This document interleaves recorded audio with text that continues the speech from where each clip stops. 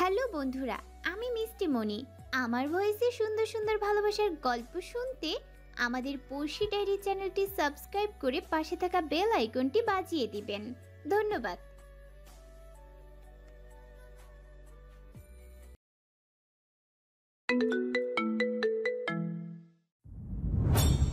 প্রতিদিনের নিয়ম অনুযায়ী আজকের সন্ধ্যা নেমেছে, তবে তুলনামূলক আকাশটা আজ বেশি সুন্দর। সোনালি রক্তিম আভা ভেদ করে অস্ত যাওয়া সূর্যখানা এখনো দৃশ্যমান, তবে সৌন্দর্য ভেদ করতে পারছে না পলাশকে। আনমনি আকাশের পানে তাকিয়ে আছে সে। সামনে বিশাল বড় মাঠ। বিকেলে জমজমাট ফুটবল খেলা হয়েছে দু গ্রামের মাঝে। খেলা শেষ হয়েছে তাও ঘন্টা দুই খানেক। জমজমাট পরিবেশ এখন বলতে গেলে নীরবতায় ছেয়ে গেছে। চলে গেছে সবাই তার নিজ নিজ গন্তব্যে। শুধু মাঠের এক কোণে বসে আছে পলাশ। কোথায় যাবে সে? তার আপন গন্তব্যে? তা তো জানা নেই তার। চোখ বন্ধ করে ডুব দিল তার আপন গন্তব্য, তার অতীতে। বৈশাখ মাসে তার জন্ম। বুঝ হওয়ার পর থেকে দেখে এসেছে তার মায়ের কষ্টগুলো। এমন কোনো দিন ছিল না যেদিন তার মা কাঁদেনি, যন্ত্রণায় ছটফট করেনি। কারণটা কি? কারণটা ছিল তার নিজের বাবা। বাবা, হ্যাঁ, বাবা নামক লোকটার চেহারাটাও তার মনে নেই, না সে মনে করতে চায়। লোকটার প্রতি ঘৃণা ছাড়া আর কিছুই অনুভব হয় না তার। সে বেশ বড় হতে লাগলো। সবে সবে স্কুল ভর্তি করিয়ে দিয়েছে তার মা। সে নিয়েও লোকটার সাথে কত ঝামেলা। সে শুধু দরজার আড়াল থেকে দেখতো আর মুখ টিপে কাঁদত। মনে মনে শপথ করেছিল বড় হয়ে মায়ের সকল কষ্ট দূর করে দিবে সে। আছে বড় হয়েছে, কিন্তু তার মা এখনো মনে আছে সেই দিনটা যেদিন তার মা যন্ত্রণা ছটফট করতে করতে তাকে ছেড়ে চলে গিয়েছিল। তার বাবা নামক লোকটার সপ্তাহে 6 দিনই বাড়ির বাইরে থাকতো। একদিনের জন্য আসতো, তাও হয়তো তার মাকে যন্ত্রণা দিতে। তার মা তখন 6 মাসের গর্ভবতী। তাকে সযত্নে খাবার খাইয়ে দিচ্ছিল। হুট করেই বলা নেই কওয়া নেই, তার মায়ের চুলের মুঠি ধরে নিচেই ফেলে দেয় লোকটা। পেটের উপর একের পর এক লাথি মেরেই চলেছিল। তার মা শুধু হাত জোর করে বলেছিল, মাইরেন না দয়া কইরা, আমার বাচ্চাটার কিছু হইয়া যাইব। লোকটা শোনেনি তার মায়ের আকুতি মিনতি। সেও আটকাতে গিয়েও অনেক মার খেয়েছিল, সাথে অশ্রাব্য ভাষায় গালিগালাজ। মার খেতে খেতে কখন যে জ্ঞান হারিয়েছিল তার জানা নেই। যখন জ্ঞান ফেরে তখন দেখে তার মাথায় ব্যান্ডেজ, উঠোন থেকে কান্নাকাটির শব্দ। উঠোনে গিয়ে দেখে তার মায়ের নিথর দেহখানা, পাশেই তার ছোট্ট বোন, যাকে দুনিয়ার আলো দেখার আগেই অন্ধকারে মিলিয়ে যেতে হয়েছে। কত করে ডেকেছিল সে তার মাকে, মা উঠেনি। তারপর রাস্তায় রাস্তায় দিন পার করেছিল সে। তার বাবা নামক কুৎসিত মানুষটার দেখা পায়নি আর কখনো। ভিক্ষা করে এক মুঠো খাবারের জোগাড় করতো। নিজের বাড়িতেও জায়গা হয়নি তার। মামা মামি তার নিজের বাড়ি থেকে বের করে দিয়েছিল সৃষ্টিকর্তার পরিকল্পনা অনুযায়ী। ভাগ্যক্রমে গাড়ির নিচে পড়া থেকে বেঁচে যায় সেদিন। তাকে বাঁচিয়েছিল রহমত। রহমত জানতে চায় তার বিষয়ে। সেদিন শুধু একটি কথাই বলেছিল, আমার কেউ নেই, আমি এতিম। রহমতের বুকটা ছ্যাদ করে উঠেছিল। বুকে জড়িয়ে নিয়েছিল তাকে। তখন সে 9 কি 10 বছরের একজন বাচ্চা নিয়ে এসেছিল এই জমিদার বাড়ির মতন স্বর্গে। হ্যাঁ, স্বর্গই তো। ভাগ্য তাকে আবারও সুযোগ দিল সুন্দরভাবে বেঁচে থাকার। দিয়েছিল নতুন একটি পরিবার। শুধু ফেলে রেখে আসা বিষাক্ত অতীতটাকে আজও ভুলতে পারে না সে। বড় করে দীর্ঘশ্বাস ফেলে পলাশ। তার এই অতীতে কেউ জানে না, তার এই অতীত কেউ জানে না, হয়তো কখনো জানবেও না। কি জানি, আবার জানতেও পারে। সে তো সত্যি ভালো আছে। এক চিলতে হাসি ফুটে উঠল পলাশের ঠোঁটে। সে ভালো থাকবে না কেন? তার সুন্দর একটা পরিবার আছে, কাকুনের বকুলের মতন বোন আছে, আর বিনি তার ভালোবাসা। মৃদু হাসলো পলাশ, মনে মনে বিড়বিড় করলো, একবার শুধু বড় হয়ে যাবিনি, আমি পালকি নিয়ে হাজির হব। তুই লাল টুকটুক শাড়ি পরে লজ্জাবতীর ন্যায় কবুল বলবি। আমি শুধু সেই দিনের অপেক্ষাতেই আছি।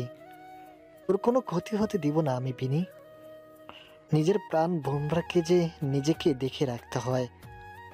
জাইনার লতা কাকনের রুমে বসে লুডি খেলছিল। কাকন বাংলা বই নিয়ে নাড়াচাড়া করছে আর বিরক্তিতে বিরক্তি শব্দ করছে। কিচ্ছু মাথায় ঢুকছে না তার। পড়াশোনাটা কোনো কালই ভালো লাগে না তার। কাকন লতা আর জাইনের খেলার দিকে তাকালো।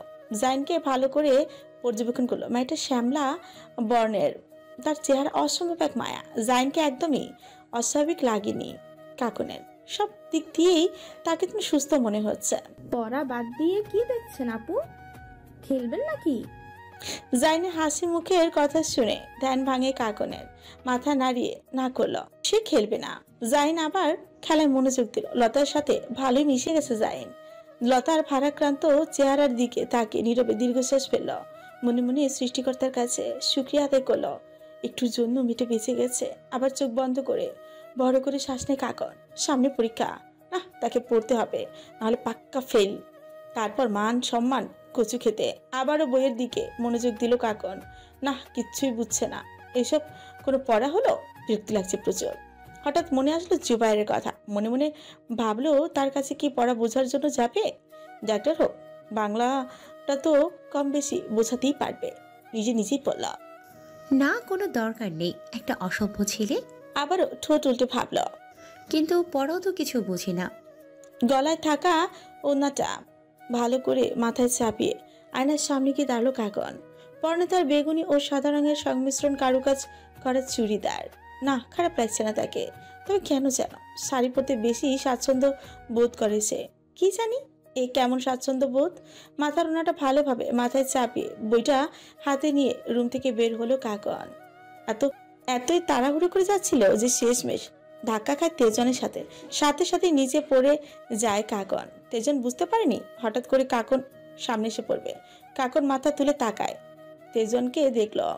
নিজের কর্মকাণ্ডে নিজেই লজ্জা পেল কিছুটা। তেজন কিছু বলে না, চুপ করে দাঁড়িয়ে রইল মুখোদ্দয় গম্ভীর। তেজনের দৃষ্টি তখন নিচে পড়ে থাকা কাকনের কাঁধে। ধাক্কা লাগার ফলে ওনাটা সরে গেছে। কাকন তেজনের দৃষ্টি দেখে অস্বস্তি বোধ করে। দ্রুত ওনা ঠিক করে উঠে দাঁড়ায়, মুখে বলে সরি। তেজন তীক্ষ্ণ দৃষ্টিতে কাকনের মুখের দিকে তাকালো, অতঃপর গম্ভীর স্বরে প্রশ্ন করল, কাঁধে কিভাবে আঘাত পেলেন? কাকন চমকায়। ওনার উপর দিয়ে নিজের কাঁধে হাত রেখে বললে, তেমন কিছু না, আসলে স্টোর রুমের কিছু জিনিস নিচে নামাতে গিয়ে হাত ফসকে কাঁধে পড়ে গিয়েছিল, তাই আর কি একটু কেটে গেছে। কাকন তেজনকে পাশ কাটিয়ে চলে গেল। তেজন এখনো পকেটে দু হাত গুজে সামনে দিকে তাকিয়ে রইল। কাকনের কথাটা তার বিশ্বাসযোগ্য মনে হচ্ছে না, তবে কাকনের চোখে অস্বস্তিটা সে টের পেয়েছে। তেজন মনে মনে পিড়পিড়ালো, আমার অর্কিড ছাড়া আর কারো দিকে অন্য নজরে তাকানোর ইন্টারেস্ট আমার নেই মিস কাকন শিকদার। আমি তো শুধু ভাবছি আপনার এই আঘাত পাওয়ার কারণ আপনাকে ঠিক সুবিধা লাগছে না, না হলে আমার সামনে উন্মুক্তভাবে কেউ হাজির হলে আমার যায় আসে না। কথাগুলো ভেবেই হাতে থাকা ঘড়ির দিকে তাকালো। 8:21। নিজের চুলে ব্র্যাক ব্রাশ করতে করতে নিজের রুমের দিকে পা বাড়ালো তেজোয়ান। জুবাইয়ের হাসির শব্দ শোনা যাচ্ছে, হয়তো কারোর সাথে কথা বলছে। কাকুন দরজা হাত রাখলো, দরজা খোলাই। কিছু একটা ভেবে দরজার সামনে দাঁড়িয়ে রইল জুবাইয়ের হাসির কারণটা জানার জন্য। ভেতর থেকে জুবাইয়ের কণ্ঠস্বর শোনা গেল, আরে সাদিয়া, তুমিও না, তুমি তো জানোই আমি কেমন। আমি বিয়ে করলে তোমাকে বলবো না, এমনটা হতে পারে বলো? ওপার থেকে কি বলল শোনা গেল না। জুবাইর আবার হাসতে হাসতে উত্তর দিল, একটু কাজে ব্যস্ত আছি এই আর কি। আর রইল বিয়ে করলে সবার আগে তোমাকে দাওয়াত দেবো। আমার বাসা সাজানোর দায়িত্ব তোমার, সাথে আমার বউয়ের ডেলিভারি তো আছেই। জুবাইরের কথা শুনে কাকন দতকটমট করে পিড়পিড় করল। আচ্ছা নির্লজ্জ তো। আবার জুবাইরের আওয়াজ শোনা গেল, সেদিক দিয়ে তুমি জিতে যাবে। প্রতি বছরই আমার বউয়ের অপারেশন করবে, সাথে মিষ্টি ফ্রি। সেঞ্চুরি না করে থামবো না। আবারও উচ্চস্বরে হেসে উঠল জুবাইর। এবার কাকনের মেজাজ গরম হয়ে ঠাস করে দরজা খুলে ভেতরে ঢুকে গেল কাকন। রাকে গজ গজ করতে করতে পেছন থেকে ফোনটা নিয়ে নেয় কাকন। আচানক ফোনের টান পড়তে পেছন ফিরে তাকায় জুবাইর। কাকন ফোনটা বিছানায় ফেলে দিয়ে এক আঙ্গুল তুলে জুবাইরকে বলে, আচ্ছা বেশরম তো আপনি, কিসব কথা এইসব? হ্যাঁ। জুবাইর ফ্রিকুজকে জিজ্ঞেস করে, আপনি বা আরিফেতে আমার কথা শুনতে গেলেন কেন? কোনোভাবে আপনি কি আমার উপর গোয়েন্দাগিরি করছেন নাকি মিস? কাকন আঙ্গুল নামিয়ে রাগী স্বরে বলে, আপনি এত অসভ্য কেন? কি? আমি কি? কাকন আবারও জোরে আওয়াজ করে বলে, অসভ্য অসভ্য, আপনি একটা অসভ্য। হ্যাঁ, শুধু তোমার জন্য। জুবাইর বিড়বিড় করে বলা কথাগুলো কানে গেল না কাকনের। কাকন কপাল কুঁচকে জিজ্ঞেস করে, কি বললেন? শুনিনি, আবার বলুন। জুবাইর কোনো রকম নিজের হাসিটা নিয়ন্ত্রণ করে বলল, এই যে শুনুন, আমার লাজ শরম একটু কম হতে পারে, কিন্তু আমি অসভ্য নয়। আর একবার যদি আমাকে অসভ্য বলেছেন তো। কাকনের দিকে তাকিয়ে মুখ ভেঙালো জুবাইর। তা দেখে কাকন চোখ মুখ কুচকে বিরক্তি নিয়ে জিজ্ঞেস করল, তো কি? জুবাইর ঠোঁট পাকিয়ে হাসলো, অতঃপর এক পা করে কাকনের দিকে এগিয়ে আসলো। কাকন হকচকিয়ে পেছাতে নিলে পড়ে যেতে নাই। জুবাইর কাকনের কোমর চেপে তার কাছে নিয়ে আসে। কাকনের খিচে আসা চেহারাটা এক পলক দেখে কানের কাছে মুখ নিয়ে হাসকি সুরেই বলে, একবারই 3 বাচ্চা মা বানিয়ে দেব। কাকনের ইচ্ছে করছে এক্ষুনি মাটির নিচে ঢুকে যাক। লোকটা এত বাজে বকে কেন? সত্যি লজ্জা শরম নেই। কান দিয়ে গরম ধোঁয়া বের হচ্ছে কাকনের। জুবাইরকে ধাক্কা দিয়ে নিজে দৌড়ে বের হয়ে যায় জুবাইরের রুম থেকে। জুবাইর ঠোঁট টিপে হাসে, পিড়পিড় করে বলে, সরি মিস, আপনি শুধু আমার। আপনার জন্য আমি শুধু অসভ্য না, নির্লজ্জ হতে প্রস্তুত, তবুও আপনি শুধু আমার। জুবাইর নিজের ফোনটা হাতে নেয়, ঠোঁট টিপে হাসে, মনে মনে বলে, বোকামে, এই জুবাই শুধু তোমার সাথে অসভ্য হবে, তোমার সামনে নির্লজ্জ হবে। আসলে এই জুবাইর কারোর সাথে কথাই বলছিল না। সে কাকনকে আসতেই দেখেছিল। কাকনকে লজ্জা ফেলার জন্য একটু অভিনয় করছিল। এই মেয়েটা কি জাদু জানে নিজেই জাদুকর? একে দেখলেই নিজের ভেতর থাকা প্রজাপতিরা ডানা ঝাপটাতে থাকে। সে কি অদ্ভুত অনুভূতি। মধ্যরাত, এই সময়টা কেন যেন মাত্রাতিরিক্ত বিরক্ত লাগে তেজওয়ানের, কোনো কারণ ছাড়াই। কেন এই সময় ঘুম ভাঙতে হবে ভেবে পায় না সে। বিছানায় উঠে বসলো তেজওয়ান। অন্ধকার হাজরে পানির বোতলের খোঁজ করলো। বোতল হাতে নিয়ে বুঝতে পারলো সেখানে পানি নেই। বিরক্তি বাড়লো তার। রোজকার মতো আজকে অস্থির লাগছে প্রচুর। কেন এত অস্থিরতা? চোখ বন্ধ করে বিছানায় হেড ভরে মাথা রাখলো। তার মস্তিষ্কের প্রতিটি অংশে সেই রমণীর বসবাস, যেন দখল করে রেখেছে সবকিছু। অথচ এখনো জানা নেই তেজওয়ানের আদৌ রমণীর অস্তিত্ব আছে কিনা। কেন থাকবে না? আমার অর্কিড আছে, সে আছে। মূর্তির চোখ দুটো জলজল করে উঠলো। বিড়বিড়ে আরো কিছু বললো হয়তো, তবে তো শোনা গেল না। বিছানা থেকে উঠে দাঁড়ালো তেজওয়ান। তার অস্থিরতা বাড়ছে আরো। পানির বোতলটা হাতে নিয়ে রুম থেকে বেরিয়ে গেল তেজওয়ান। উদ্দেশ্য পানি আনা। সিঁড়ির দুই পাশে থাকা ছোট ছোট সোনালী রঙের বাতি, মৃদু মোমবাতির ন্যায় আলো ছড়াচ্ছে তা। মৃদু আলো পা বাড়িয়ে নিচে নামছে। তেজওয়ান রান্নাঘরের দিকে যেতেই তার পা দুটো আপনা আপনি থেমে গেল। সুর, সেই চিরচেনা মনোমুগ্ধকর করা সুর। অজানা এক গানের তালে কেউ সুর তুলেছে। দ্বিতীয়বারের মতো হৃৎপিণ্ড উচ্চ গতিতে শব্দ করতে শুরু করলো, সাথে সেই মিষ্টি সুবাস। গন্ধরাজ ফুলের করা ঘ্রাণে নাকে বাজতে শরীর শিরশির করে উঠল তেজওয়ানের। আর কিছু না ভেবে রান্নাঘরে দরজা খুলে ফেল। ভেতরে দৃষ্টি যেতেই কপাল কুঁচকে আসে তেজওয়ানের। পেছনের দিকে ঘুরে একটি মেয়ে কিছু একটা করছে আর গান গাইছে। রান্নাঘরে আলো জ্বলছে। মেয়েটি এখনো পেছন দিকে ঘুরে কাজ করছে। তার পরনে ফ্রি সাইজ টি শার্ট আর প্লাজো, কানে হেডফোন। তেজওয়ান ভেতরে ঢুকলো, সাথে সাথে মেয়েটিও সামনের দিকে ফিরল। মুহূর্তেই চোখাচোখি হলো দুজনের।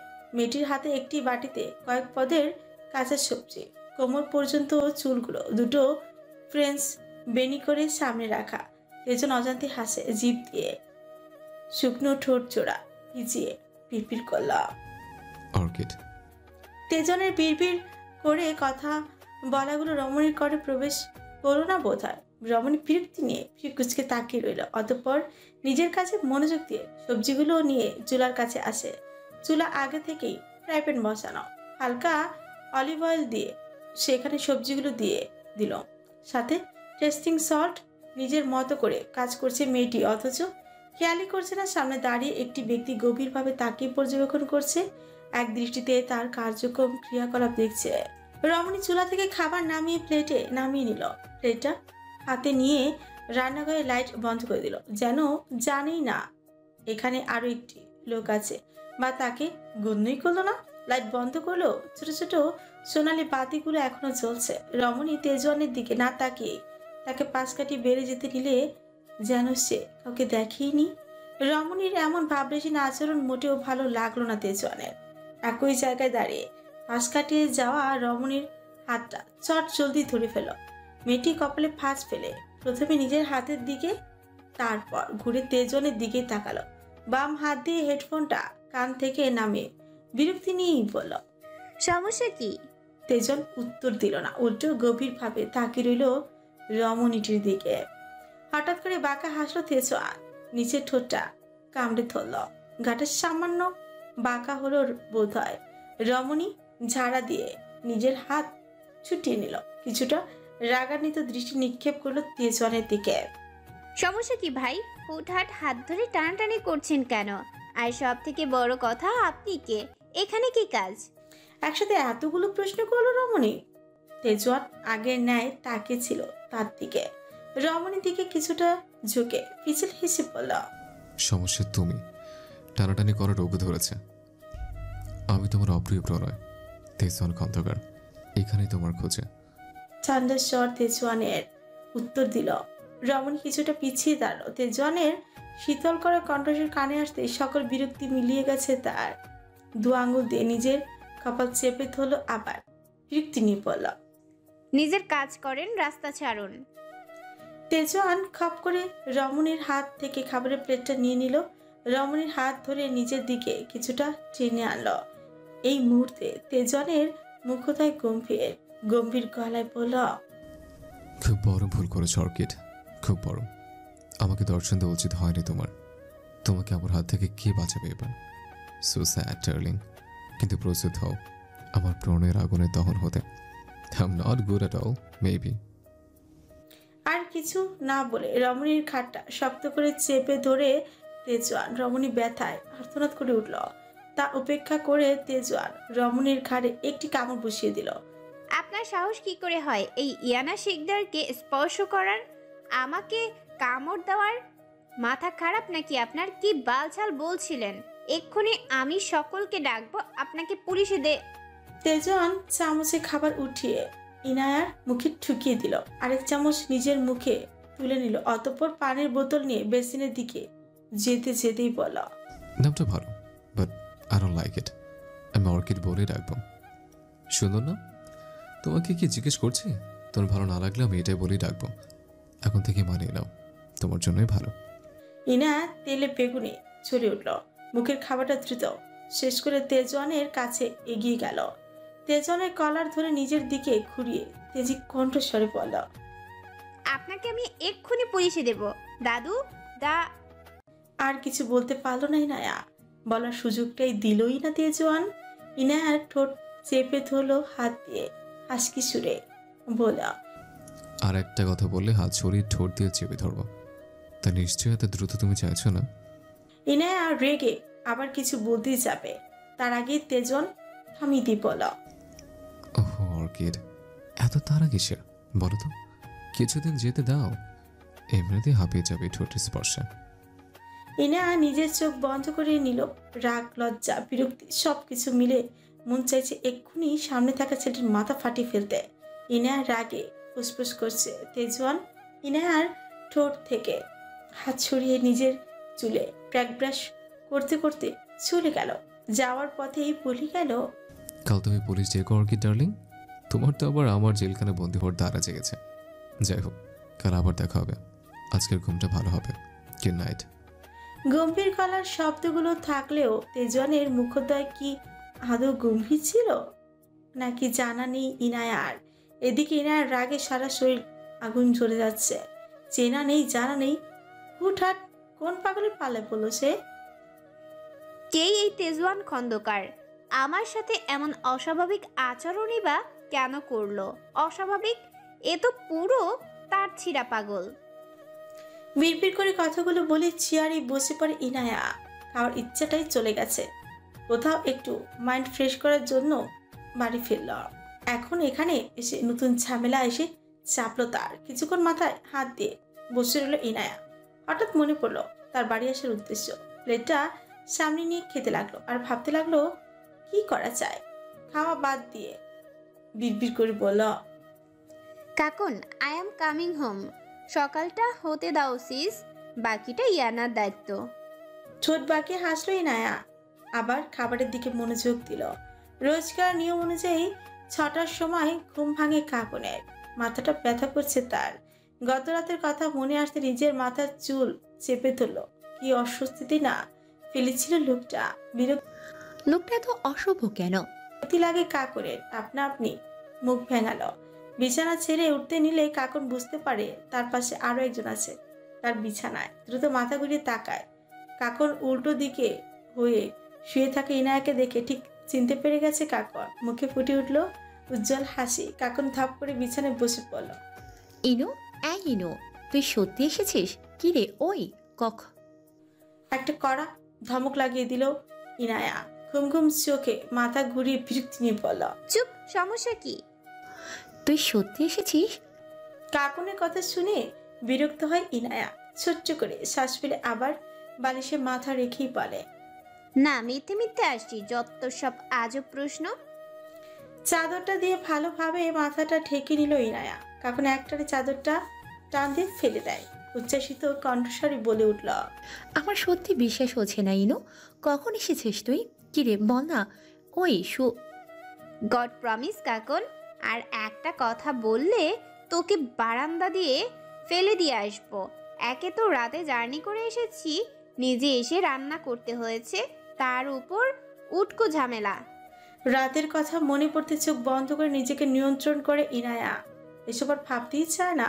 কাকুন ইনায়ার কথায় ফ্রুকুচকে বলল, রাতে আবার কি হয়েছে? ইনায়া আবার চাদর টেনে শুয়ে চোখ বন্ধ করে ফেলল। বিরক্তির সুরে বলল, আমি ক্লান্ত, বেশি রাত হয়ে গিয়েছিল বলে আর ডাক দেইনি কাউকে। ঘরের চাবিটাও হারিয়ে ফেলেছি, তাই বিরক্ত না করে তোর ঘরেই শুতে এসেছিলাম। কিন্তু না, আমার মতো জনদরদি যে হিতে বিপরীত হবে তা ভুলেই গিয়েছিলাম। তোদের বিরক্ত করব না ভেবেছিলাম, এখন তুই বিরক্ত করছিস। হয় আমার ঘরের চাবি দে, না হয় এখান থেকে যা। একটা শব্দও যদি কানে আসে তাহলে খবর আছে। কাকুন থাপ করে দীর্ঘশ্বাস ফেলে ড্রয়ার থেকে চাবি বের করে ইনায়ার বালিশের কাছে রেখে বলল, ঠিক আছে, আমি যাচ্ছি। আর চাবিও রেখে গেলাম।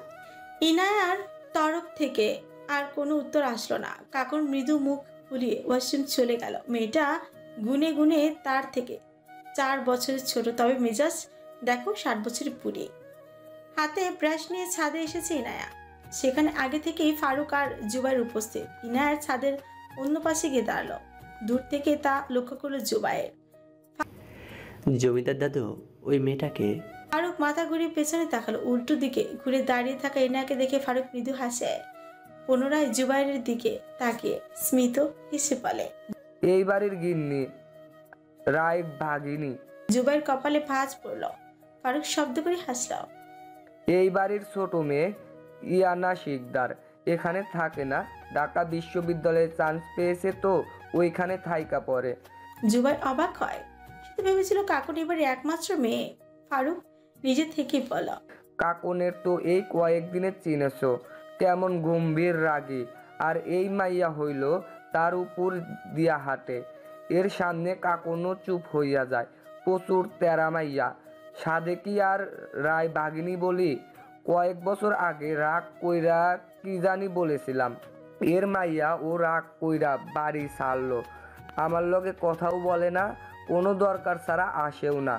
না জানি কার কপালে জুটবে এই গিন্নি। জুবাইর এক মনে ফারুকের কথাগুলি শুনল। হয়তো এই কারণেই বাড়িতে কেউ ওর সম্পর্কে তেমন কিছু বলেনি। তবে একটা জিনিস ভাবাচ্ছে জুবাইরকে, আর সেটা হলো কাকুর নিজেই যেখানে বাঘিনী সেখানে এই রায় বাঘিনী না জানি কেমন হবে। কথার মাঝে কাকুন ছাদে আসে। নিচে চলুন, এখন খাবার তৈরি। ফারুক কাকুনের দিকে তাকিয়ে বলে, ইনু কি আজকেও কথা বলবো না? কাকুনের হাসি মুখটা নিমিষে চুপসে যায়। আড়ালে দীর্ঘশ্বাস ফেলে বলল, দেখা যাক।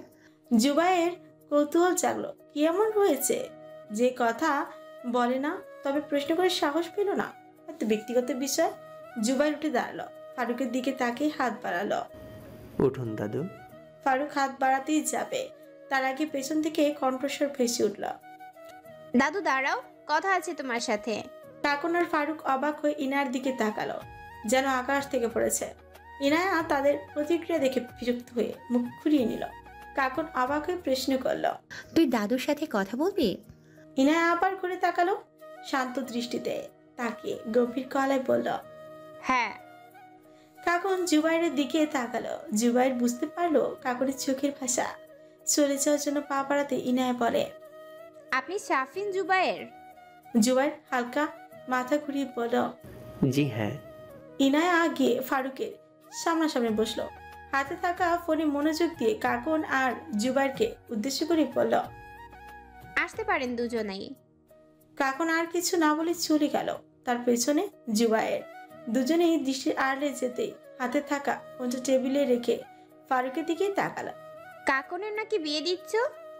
ফারুকের ঠোঁটে মুচকি হাসি রেখা উঠিয়ে মাথা নেড়ে হ্যাঁ বলল, মুখে বলল, হ্যাঁ, ভালো ছেলে পেয়েছি, তবে কাকুনের পছন্দ হলে তবেই কোথাও এগোবো।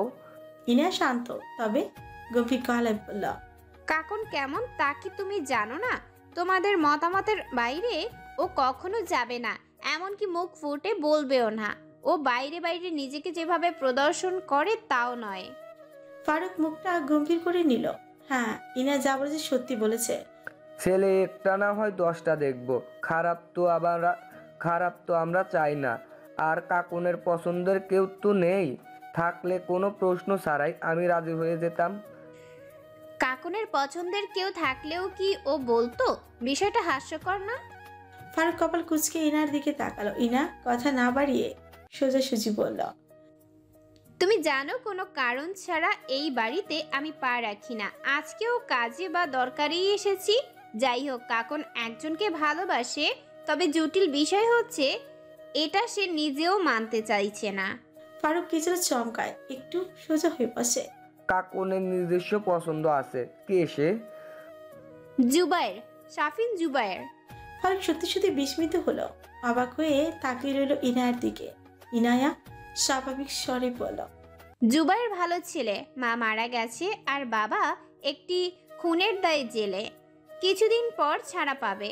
আর বোন আছে, মানুষ হিসেবে সে ভালো। তুমি নিশ্চয়ই অতীতকে টেনে বর্তমান বিচার করবে না? ফারুক মৃদু হেসে বলল, বাবার অন্যায়ের দায় সন্তান কেন নেবে? আমারও মনে হয়েছিল ওরা হয়তো দুজন দুজনকে পছন্দ করে। ইনার তাচ্ছিল হেসে বলল, প্রথম কথাটা বোঝার জন্য ধন্যবাদ। ফারুক মাথা নিচু করে বলল, আমার কে আছে বোন? তোরাই তো আমার সব। বাঁচবই বা কতদিন? এখনো সেই কথাগুলো মনে রেখে অভিমান করে থাকবি? রাগ করে না হয় একটু বলে ফেলেছিলাম, এর জন্য তো 3 বছর ধরে বাড়ি ছাড়া করলি, আমার সাথে কথা বলা বন্ধ করে দিলি। ইনা ফিচেল হাসল। রাগ অভিমান আমার নেই দাদু, তাহলে হয়তো আজ তোমার সাথে কথা বলতাম না। সত্যি বলতে এই বাড়িতে আমার ভালো লাগে না।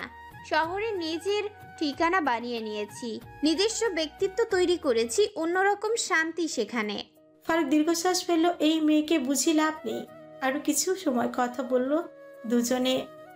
কথা শেষ হতেই ইনায়া দাঁড়িয়ে হাত বাড়ালো ফারুকের দিকে। ফারুক ইনার হাত ধরে আস্তে আস্তে উঠে দাঁড়ালো। ইনায়া ধরে ধরে তাকে নিচে নিয়ে যাচ্ছে। ফারুকের ঘরের কাছে আসতে ফারুক বলে, আমি ঘরে যাই, তোমার দাদি এসে খাইয়ে দিয়ে যাবে। ইনায়া ফ্রিকুচকে বলল, নিচে যাচ্ছ? তাও এখনই আমার সাথে? ফারুক আর কথা বাড়ালো না। এমনিতেও কথা শোনার পাত্রী ইনায়া নয়। হঠাৎ ইনায়া দাঁড়িয়ে গেল। তেজওয়ান খন্দকারটা কে?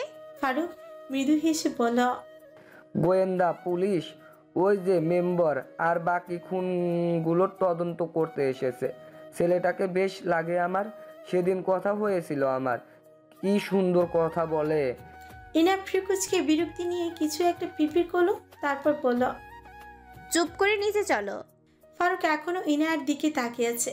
এই মেয়ে যে তার সাথে কথা বলছে তাই বিশ্বাস হচ্ছে না তার। হওয়ারও কথাও না। কাকনকে খুব ভালোবাসো তাই না দাদু ভাই? না, থেমে যায় ফারুকের কথা। শক্ত কণ্ঠস্বরে বলে, কখনোই না। ফারুক বুঝতে পারে না এই মেয়েকে। বোনের জন্য জীবন দিয়ে দিতে পারবে, অথচ মুখে বলে ভালোবাসে না। নিচে যাবে নাকি আমি একাই চলে যাব?